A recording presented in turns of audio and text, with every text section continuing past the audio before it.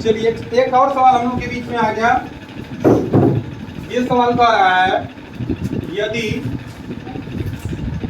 96 star 88, यानी कि कोई 5 अंक की संख्या है और बीच में एक संख्या को हटा करके इसके स्थान पे क्या कर दिया है, स्टार कर दिया है।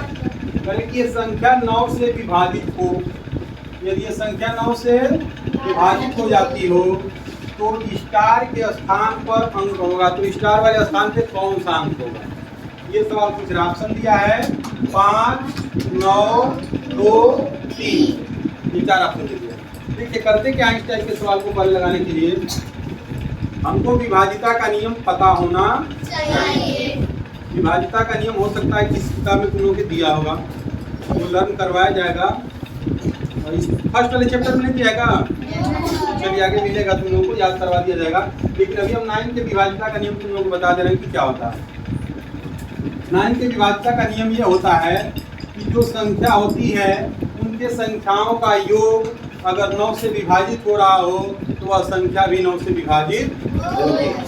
जो 3 का रूल होता है वही 9 का भी होता है, 3 का भी यही रूल है कि अगर उस संख्याओं का योग 3 से विभाजित होता होगा तो वह संख्या भी 3 से विभाजित होगी। वही रूल 9 के लिए भी चलता है, यदि उन संख्याओं का योग 9 से विभाजित होगा तो वह संख्या भी 9 से विभाजित होगी।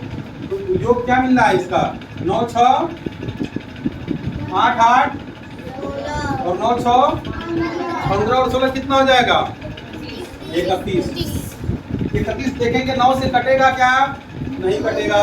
कितना इसमें जोड़ देंगे, कम से कम, एक चीज और ध्यान होता है कि कम से कम इसमें कितना जोड़ देंगे कि 9 से कट जाएगा, अधिक से बड़ा वाला नहीं, कम से कम वाला देखते हैं।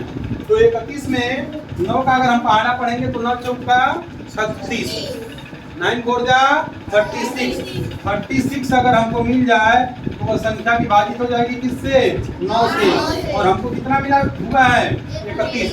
इन अंकों का कितना है, 31 है। तो 31 को इसमें से घटा देंगे, कितना मिल गया, 5। जो 5 बचा, अगर इसमें 5 रहता तो इसका योग कितना होता, 36 होता कि नहीं होता। अगर इस स्टार की जगह पे 5 हो जाता तो इनका योग कितना होता, 36, और 36 9 से कट जाता। तो कौन सी संख्या इसके जगह पे रहेगी कि 9 से विभाजित हो जाएगा, 5।